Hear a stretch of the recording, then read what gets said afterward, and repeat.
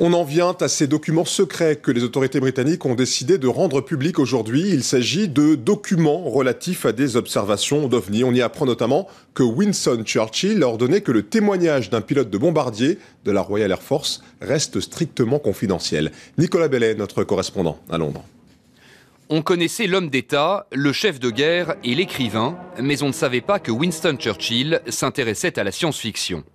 Classés secret défense pendant plus de 50 ans, ces documents révèlent que l'ancien Premier ministre a ordonné de passer sous silence la présence supposée d'OVNI dans le ciel britannique. Le témoignage d'un équipage de la Royal Air Force aurait particulièrement retenu son attention. Les pilotes affirmaient avoir aperçu un objet métallique volant à côté de leur appareil pendant la Seconde Guerre mondiale, un phénomène toujours inexpliqué. Ce que l'on sait, c'est que de nombreux aviateurs disent avoir vu des objets mystérieux lorsqu'ils étaient en mission. À cette époque, le terme d'OVNI n'existait pas encore.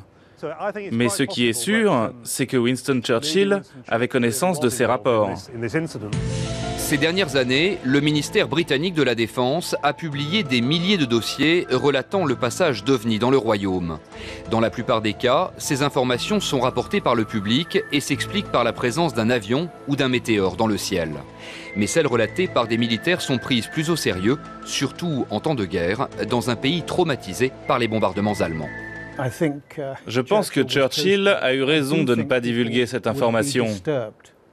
Chez beaucoup de gens, les ovnis suscitent des réactions qui peuvent aller de la simple inquiétude à la panique. Chez d'autres, les ovnis débrident l'imagination. En 1980, une soucoupe volante aurait atterri dans une clairière anglaise. Les scientifiques sont perplexes, mais les témoins maintiennent leur récit. Le doute plane toujours. Image d'un objet volant très identifiable, la fusée européenne Ariane 5. Elle a placé hier soir sur orbite 2 satellites de télécommunications égyptiens et panafricains.